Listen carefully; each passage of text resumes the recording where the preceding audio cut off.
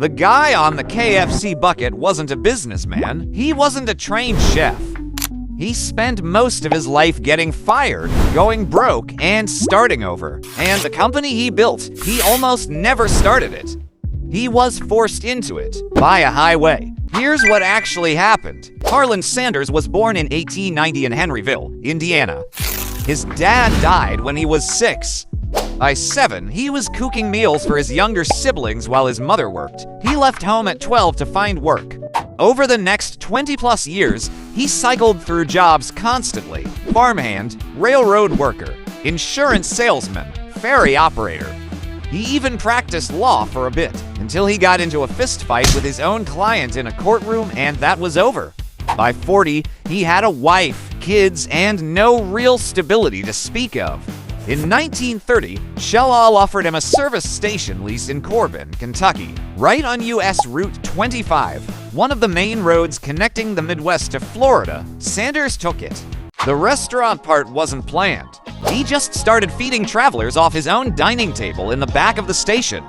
Country ham, green beans, fried chicken. Word got around.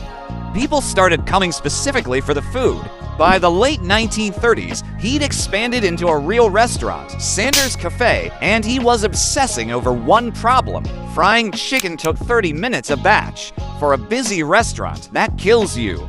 He started testing pressure cookers, figured out you could fry chicken in under 15 minutes, and it actually came out juicier than pan frying. He also locked in his seasoning blend, 11 herbs and spices. He wrote it down, kept it to himself, and never made it public. To this day, that recipe sits in a physical vault at KFC's headquarters in Louisville. Only a handful of people know the full formula. Sanders had something real. He just needed the right moment. In 1952, he drove out to Salt Lake City and cooked his chicken for a restaurant owner named Pete Harmon. Harmon liked it. They shook hands, no lawyers, no contract stack. Sanders would get a nickel for every chicken Harmon sold using his recipe. Harmon's restaurant started selling it as Kentucky Fried Chicken. He even came up with finger licking good. That slogan wasn't Sanders, that was Harmon. But the model worked. Sanders started doing more of these deals across the region. And then the highway came.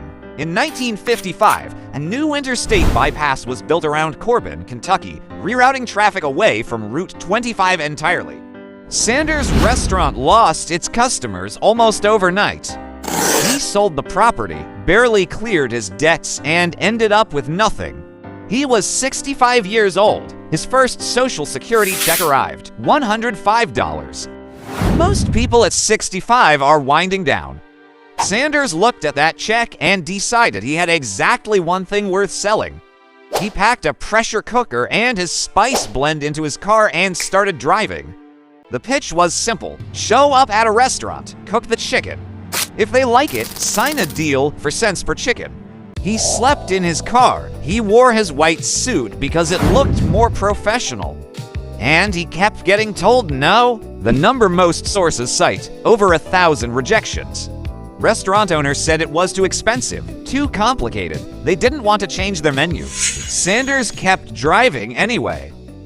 By 1960, around 200 locations. By 1963 to 600. 600 restaurants across the U.S., built by a man in his 70s who started with a Social Security check and a handshake deal. In 1964, two investors offered to buy the company for $2 million, plus $40,000 a year for Sanders to stay on as the public face of the brand. He sold, and almost immediately started complaining about what they did to his chicken.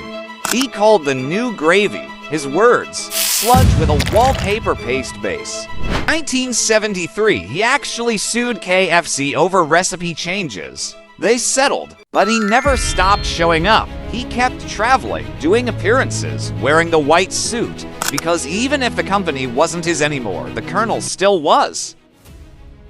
Sanders died in 1980 at 90. Kentucky gave him a state funeral.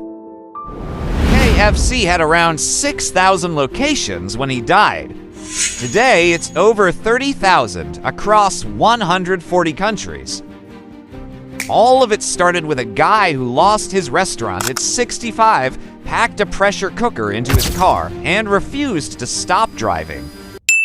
If you want more stories like this, subscribe. New video every week.